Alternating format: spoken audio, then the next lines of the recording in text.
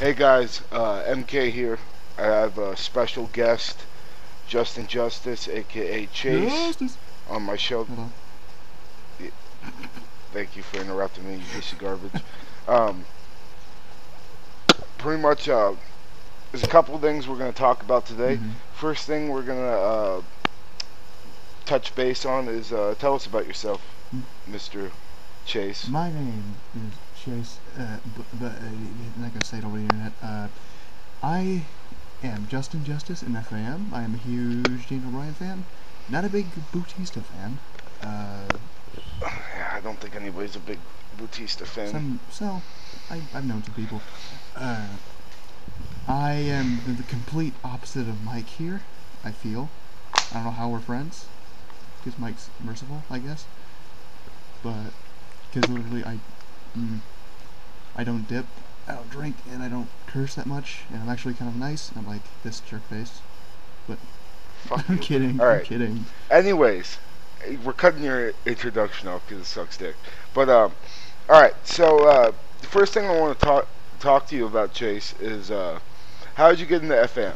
How to get into FAM? Well, last no, the It's actually 2 years 2 years ago. ago, really. The December of 2012, I guess. Then the FAM had a blood test, and they basically put up a video about how we needed a new superstar, or like new superstars, I guess. Before you say that, how long were you watching FM before you found out about blood test? Since, well, my first show I ever watched was Royal Rumble 2009, I think. It was some Royal Rumble by FAM. I don't know which one. But wasn't a huge fan then. I kind of just watched it and kind of passed it off. Was it 2011, the one with everybody, or was it the older one? Was it the one when Merck won, or? No, like, I'm about to get to that, because the one where I was a huge fan was in 11, where Merck won. Because I remember watching Survivor Series, 2011, when... Yeah, that was actually my first. Well, actually, no. Technically, my first show that I watched on FAM was DNA put out a highlight video of the Family Anniversary 2010. Mm-hmm. So I went and watched that shit, and I was a real big fan of one of the songs he used. It was "Shallow Bay" by Breaking Benjamin. Mm-hmm. After that, I instantly got hooked. I started watching that, but again, I keep cutting you off. Just want to throw a little bit of snippets in there. So back to you started watching 2010 Royal Rumble. Like, What was your opinion on how the things were working? Like as the show grew to become, you know, a world. Well, not, I'm not gonna say worldwide, but a larger spectrum of what it is today. what I think of it is, I think it's improved a lot, actually, because I remember in 2010, from what I remember, because I wasn't a huge fan, that was like one show I watched, then I started watching Survivor Series, and I've been a fan ever since Survivor Series, I guess you could say, because I've watched every show since. But in 2010, I remember it was kind of like there was no commentators. It was just like the King and Michael Cole, like subtitles at the bottom, and like the matches were kind of low quality. I guess that was '09 itself, because it seems like every video I see nowadays of '09 is kind of terrible. But but I think the quality has grown immensely, considering we now do voiceovers with each superstar. The editing is very well done. It's like an actual show. The sounds are Even though it fucking takes forever. yeah, it does, but it's worth it. It's worth it. So moving back to when you first got your start in FAM, you started out in blood test. Tell us about that.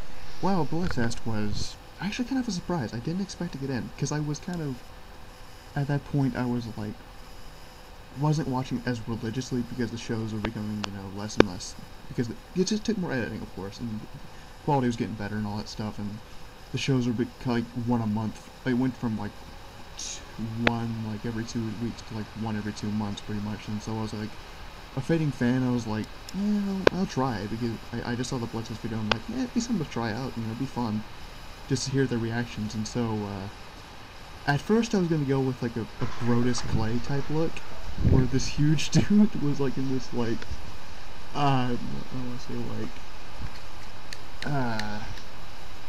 It was gonna be like A Train, I guess you could say, but he'd be like the Ho conductor or something like that. Something stupid. I was just like coming up with something random. Then I was like, it wasn't working out too well, obviously, because you know how I am with creating wrestlers. I'm not good at it. Yeah. And so I took out my handy dandy WWE encyclopedia, which I randomly had. I don't know why I did. I think I got it for Christmas at one year. And I pulled it out and was like, let's find a good gimmick. Original gimmick no one uses and stuff. So I just started flipping through the pages to find something. And I found Hurricane Helms, of all people. And I remember really loving him as he was like one of my favorite wrestlers. Just because of how cool he was, I guess. Because I like the design. I like his idea behind, I like how he's like one of the most original ideas I've ever seen. Like, I thought he was funny, I thought he was cool. And so I just like, I can make that. That seems easy. So I basically copied Hurricane's costume design onto my superstar and called him Justin Justice, which is like the dumbest name ever. And they thought it was kind of cool and original, so I guess they chose me because of that only, because my, simming style wasn't that good. Yeah.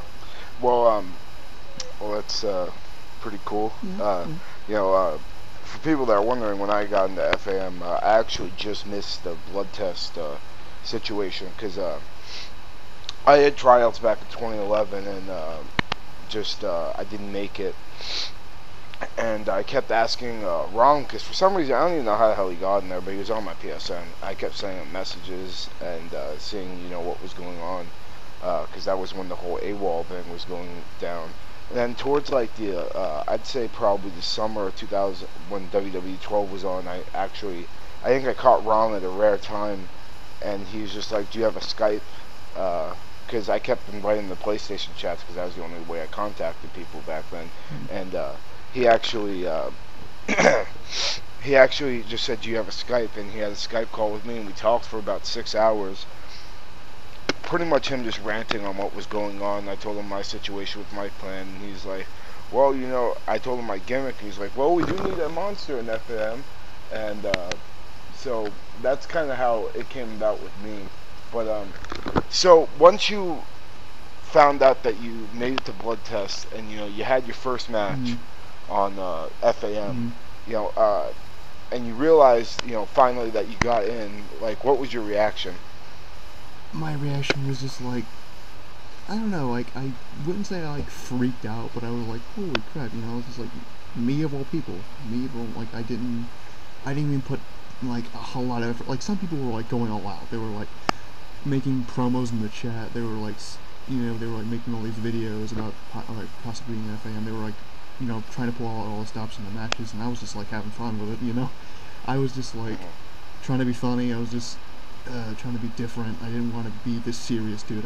I don't, because if I ever do want to, like, my always thought was, if I want to be a wrestler, I didn't want to be serious. I didn't want to be that guy that's just like, oh, I can beat you up. I can win all these titles and stuff like that. I just want to be this silly guy. I want to be the guy that makes people laugh, because not many people go for that anymore, and I got off track. Basically, my reaction was just like, I was just like happy. It was just surprising. That's pretty much all I can say about that. What? Yeah, mine was pretty similar. I was kind of pretty laid back whenever I found that I got in. I just remember, Ron having me in a call, and we finally, got my car to, because they didn't really change that much. Just some generic tattoos got removed and stuff like that. And then he saw actually this attire I had where I had blood all over my face. And then he's like, oh, we want that. And I was like, okay, that's cool. But we were in the call, and then he added me to the FAM chat. I just remember, like, the first thing I said, I'm not going to say who it was, because they're unfortunately not with us anymore in FAM. But I think I called somebody a bitch. Like, that was literally the first, first message. Like, Rom said, say hello to everyone, say hello to FAM's new monster, MK. And I said hi, and somebody said, he didn't say hello, minus 10 cool points. I'm like, fuck you, you fucking bitch. And that was the exact fucking, that was like the second message I ever had, and after them. Why am I not shocked by this? Yeah, I know. So, I mean, FAM didn't really change my I mean, I was I'm a humble human being when it comes to being in FAM because I literally went from nothing Mm. to being in the biggest clan on wrestling. Mm. I mean, I've been in this community since since it's been around, old school PS2 SmackDown versus Mm. Raw and the shitty one-on-one matches then. But Mm. um, so I mean, I've been in this community for a long ass time. So finally, reaching the high point of being in the most known Mm. clan was, kind of it was a big deal to me, but it was also something that I kind of figured it would eventually happen because I knew I had a solid gimmick. I knew my car was good. Mm. It just took a matter of time of somebody actually finding me and all that. So one other thing, we're not gonna have this whole conversation about FAM, Mm. but one other thing I want to see what your opinion is on it. I think I kind of already know what it is. Mm. What'd you think of what'd you think of the burial, the first match you had on FAM Raw against a well-known monster Oh named yes, MK? that gent of a person, Uh, can I talk about the whole King incident too? Is that allowed at all? Um, I would. Well, we'll just say he was future endeavors. Yeah, and I was not happy about it at first. And I know like, I'm not gonna say anything about him now because not that I don't like him. He's a person I like to talk to, but the last time I talked to him, he got me in trouble in certain instances, and he just. I consider him a friend. I was really, like, when he first got fired, I was really mad because I'm not gonna say why he got fired and all that stuff because that's just a ball of junk I don't want to Yeah. get into, but it just annoyed me. No controversial statements on the MK Asylum show unless it's about fat assholes named Frank Goodman. But continue. But I was gonna say that because it was like all set to me because we had a perfect tag team. We talked a lot and like we had all these spots planned and everything. We were gonna be a real tag team like Anarchimist and Sicking Head and what else? And kind of like how Afro Circus was, and which I love that tag team. I miss them, but and so when he got fired, I was like, then what do I do now? I just like, am I gonna go solo? Because I won't survive on my own. I'm not that entertaining, and so Bashi was my tag team partner then, and I don't. It's not that I don't like being tag team partners with Bashi, because Bashi's a cool person. I like him, but I don't talk to him a lot, exactly, so it's okay, it's like 50-50. The fact that I've been tag team champion is just such a big shocker to me, because, considering, like, Mike, you're like Oh yes. you're like, what? Oh no, just the tag team situation was very interesting. Yeah, and, like, Mike, you're saying how you're all humbled that you went from, like, the small, like, clans and whatnot to this No, like I literally went from, well, I'm not gonna say I went to a small clan because I wasn't a clan that I really don't want to say their name because, but anybody that's known me for the past 3-4 years know the clan kind of ran with me for a while. I was in that clan forever, and it was well known back when 2007, 2008, 2009, and then towards 2010 it started dying down, and then by 2011 I think we had one pay-per-view that was actually a decent pay-per-view, uh, and then right when things started to pick up around 12, I actually I spent a really good hard ass long time on the show that you know and that's honestly a big thing, a reason why I got into FAM was because Ram saw the show and he actually really liked it. But I spent a really hard time on the show, and I wasn't appreciated for my work. I was the only person working on the shows. I was the only person that had a dazzle at the time. So nobody else was helping me out with it. So I'm not gonna say I went from the bottom up, but like I guess you could say this the amount of publicity that our clan got by 2012 was completely done. Like, I was just.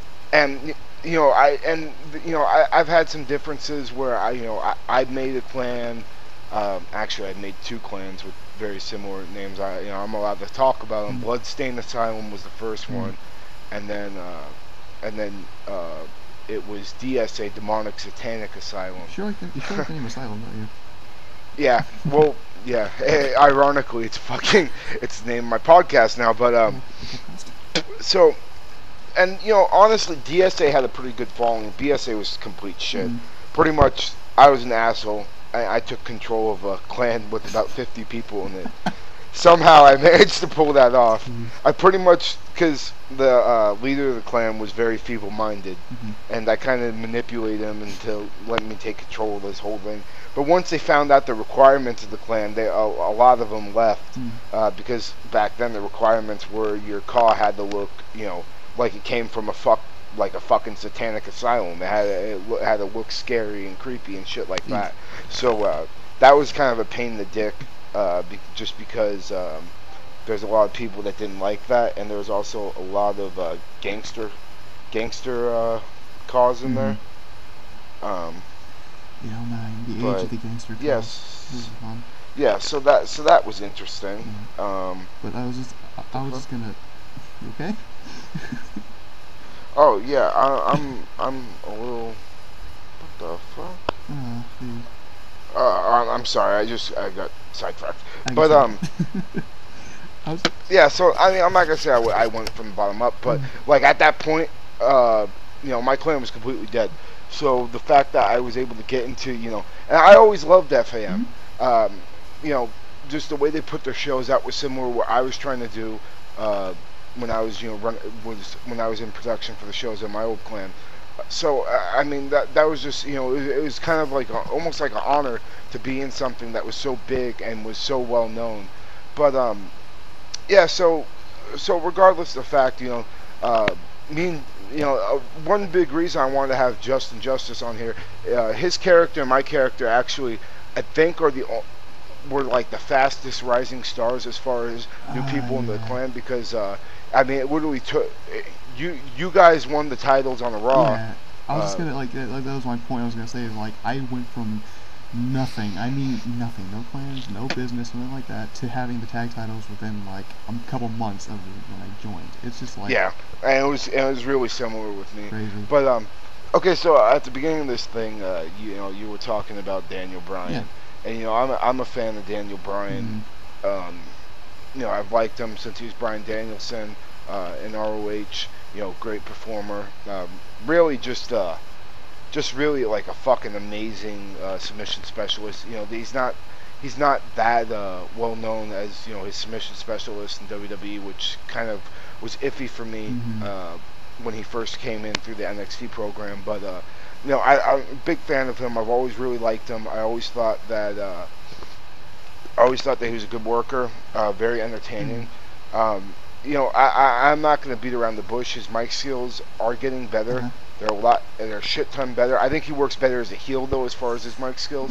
But anyways, so WWE's they're kind of teasing that him being world champion, all this and that, and then the whole authority angle of them wanting the poster boy John Cena thing. And what's funny is they kind of they touched upon this back in 2010 when was it 2010? I think it was 2010 when Sheamus first came in. Jesse the Bobby Ventura cut a promo on Cena saying, you're the poster boy.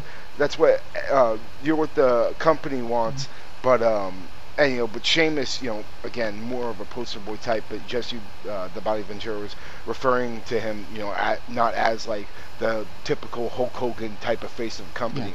So I think it's funny that they're kind of reviving that now. But of course, Daniel Bryan, isn't 6 foot, 250 pound, chiseled ass motherfucker. He's neither was Shawn Michaels. Yeah, understandable. But again, when you look at Shawn's career, he never was the. I mean, he was very overshadowed by people like Bret Hart and all that. And I mean, he had a decent title run, but he was never like the face of the company. The face of the company at that time. Honestly, around that time, they really needed Austin, Stone Cold Steve Austin, because they because he's just somebody that you could put on billboards and stuff like that. Shawn Michaels wasn't really that type. Yeah. I think that's also another reason why they were pushing Triple H back in early 2000s. But It's like the sad thing to me is that, like, because I already know at this point that Daniel Bryan or CM Punk, those guys are never going to be the face of the company. They're going to be like Shawn Michaels and what's his face, Bret Hart. Yeah. Sorry, I forgot his name, but they're going to be widely respected by everybody, but they're never going to be like the title winners. Well, see that this is the thing with me now with this storyline. The one thing that really, I can speak for pretty much everybody that's actually a true wrestling fan. Mm-hmm. They really dropped the ball at Royal Rumble. Everybody was pissed off. Everybody was just like, "What the fuck is going on?" And it was very predictable. And I kind of, in the back of my mind, I knew it was going to happen, that Batista was going to win the Rumble. And but the funny thing is, what I hear a lot of podcasts aren't talking about. Daniel Bryan had a concussion then, so I can't really say that it was a bad decision of him not being in the Rumble. But still, like, if they would have had him come out to number 30 and maybe just have him take it easy, end up being the final two with Batista and then Batista winning, I think the outcome would have been better. And also, what it seems that they're going to be doing now is going to be building a feud against Batista and Daniel Bryan, possibly after, from what I think, Batista's going to win the world title at Mania. It's going to be such a one-sided, like, just the crowd's going to be so one-sided. See, here's the thing with me though that I'm trying to get past my head. Who the hell is going to headline WrestleMania? Because if they have Randy Orton and Batista as the headline, I don't think anybody's going to really want that. They have to have Brock and Taker as the fucking head. I mean, I want that too, but I doubt that's going to happen. I don't know. It's very skeptical to me right now because, I mean, they're not building up Brock and Taker enough for maybe to get that to that point. Which is another thing that kind of bugs me, is the way WWE has been running things, for the past couple of years now, is they, with Elimination Chamber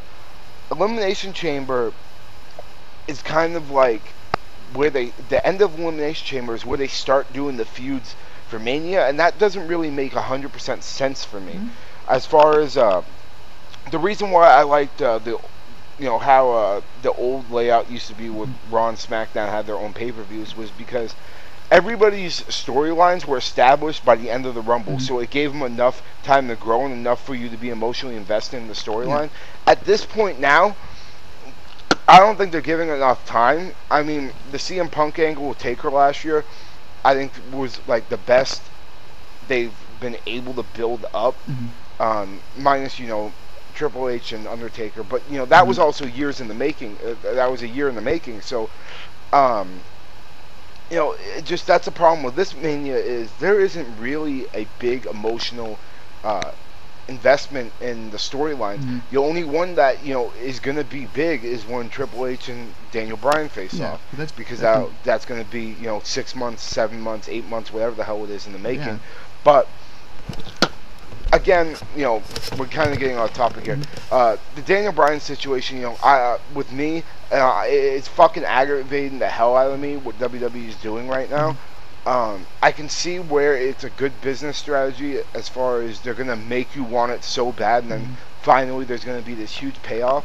But I have a bad feeling in the back of my head that they're not going to give us a payoff, and that I think what they're trying to force us to want something that nobody wants down our throats, and I hate when they do that in the company. I just think that's a terrible business strategy. But I mean, what's your opinion on the whole Daniel Bryan situation going on right now? I can understand what they're doing. I understand why they're, at this point at least, on why they're holding it back from him, why they're constantly making him go down. It's so the fans will get behind him. I understand that, but the moment where I think they screwed up in this terribly, besides Royal Rumble, is that, what was it? When did he beat Cena again? SummerSlam, I think? That whole thing, that whole celebration, everything seemed right that moment. That was just building a star in the making. It's like, it reminded me of Chris Benoit when he finally won the world title. Like, the confetti was going down, people were going nuts, and that was the moment, like his crowning achievement. That was the moment where he became a huge star.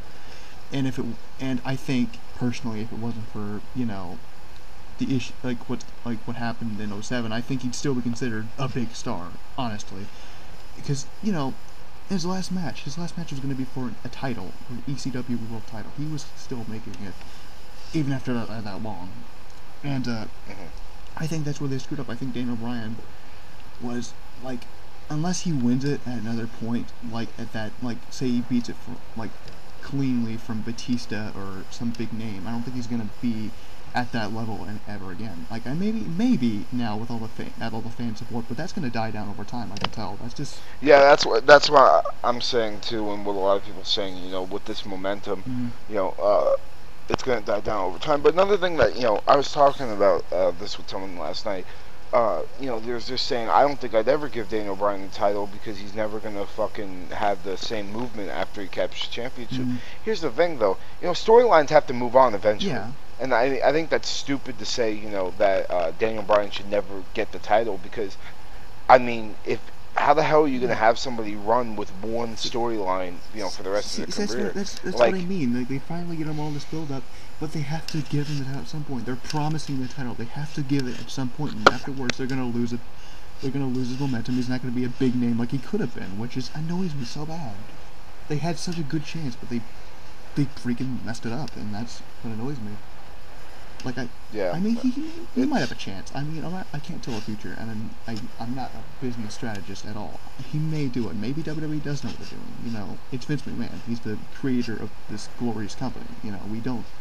And he's made bad decisions before. Don't get me wrong, but I mean, I'm still willing to hope that he may know what he's doing, but I doubt it. Yeah. Here's something else I'm going to talk about here. CM Punk angle. It's I touched upon it on my last podcast. It's very well known that at this point now, since he's definitely there's no way he's not coming back.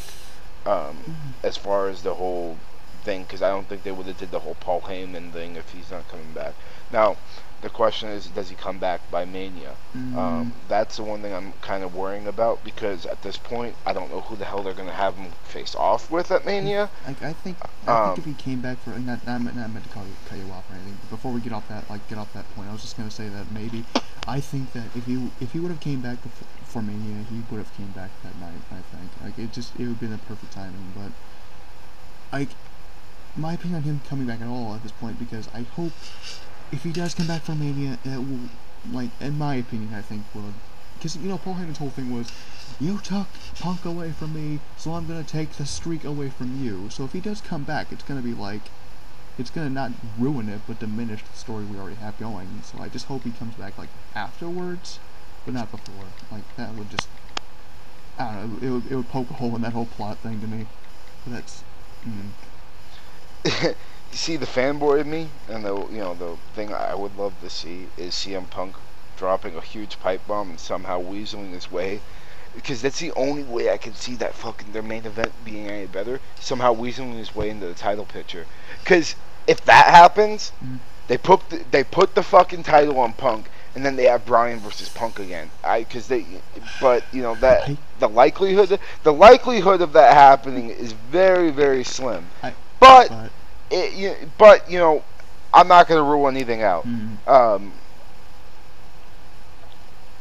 mean, and that'd truly be giving what the fans want, because I don't think anybody wants to see John Cena in the title picture anytime soon. Yeah, especially if he's going to... As far as the Bray Wyatt thing, another thing I want to talk about, the Wyatts are fucking phenomenal. They've been getting so much... they're just, they're... really remind me of more of a backwoods ministry type of angle, which I love, because the ministry is definitely my favorite faction that WWE's ever had. But the one thing that I'm thinking about is do they put Wyatt over Cena at Mania? I think it'd be a good chance for Cena to get another break in. Just considering that his breaks have kind of been short-lived, but because I think if they put Cena over Wyatt, Wyatt's gonna lose all the cult following he's had, and all the I think he's just gonna lose it. I don't think he's gonna be able to not overcome, be able to get back from a burial at Mania. So I'm really hoping that Bray wins at Mania.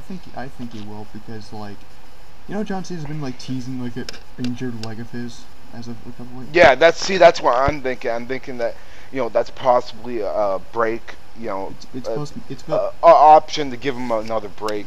Plus, I don't know. I haven't watched Total Divas, but I feel like him and Brie might be, or which one is he with, Brie or? I think it's no, actually, which one? Nikki. I think it's. Is it's it Brie? Nikki. One of the fucking, the one with the tit job. He got the good Nikki. one, but Yeah. but him. I think he's probably gonna try to get married to her or something. So that'd be a good good break for him. As far as that, the only other thing as far as wrestling in WWE right now is the Taker and Lesnar thing, which I think is going to be a really good match, just considering, and it's also, like I said in my last podcast, also a good way to be giving Taker more closure to his career, as far as Lesnar was the one person that Taker really never beat. Yeah. So he never did beat him, did he?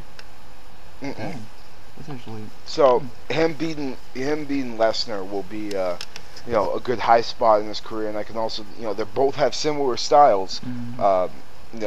Brock isn't really he used to be a little bit more technical. Now he's more of a ground and pound guy, kind of same with Taker. So I think that would be good. The one thing that I thought of, I don't know if I said it in my last podcast, I can't remember, but imagine something fucked up happening like this. Lesnar gets on Taker, breaks his fucking arm in the Kimura.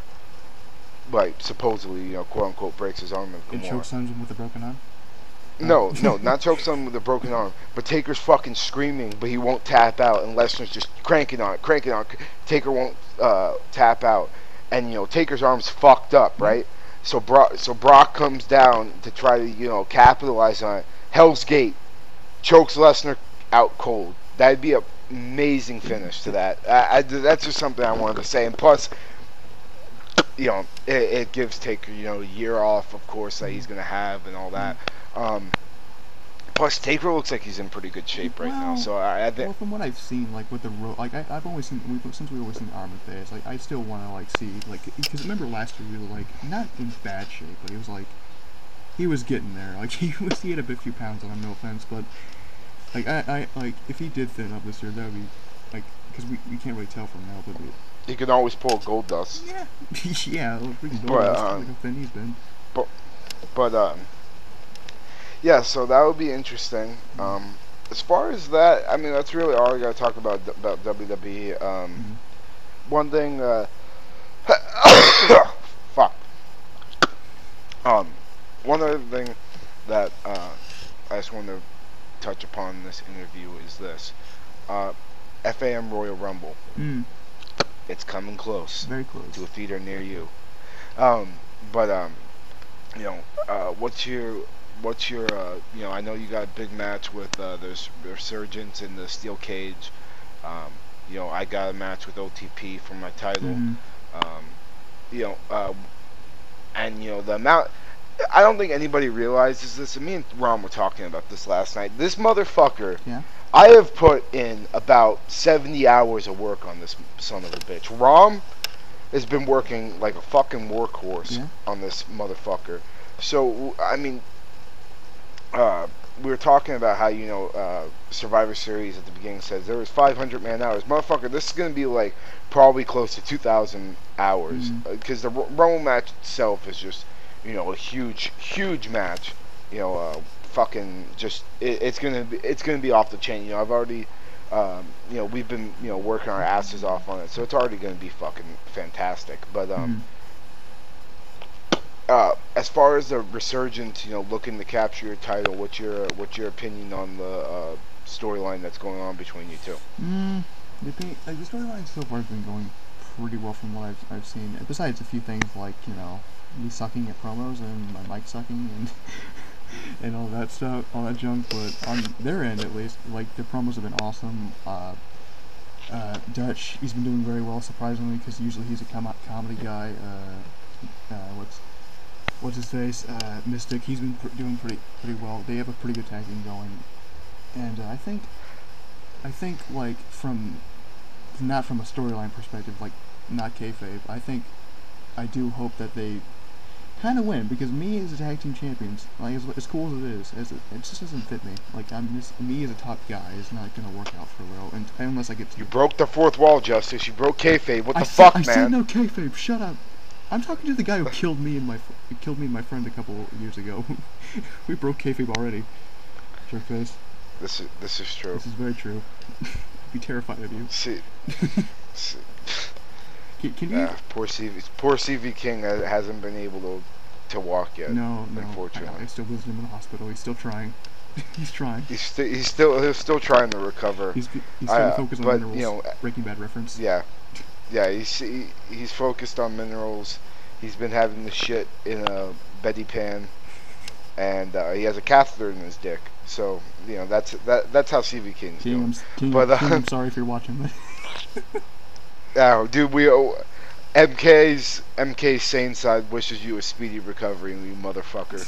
But anyways, yeah. So as far as the Rumble with me, the OTP feud, I think it's gonna be, it's been a nice little feud that's been going on. But all right, well, stay tuned for FM Royal Rumble, and we're gonna take this interview to a close.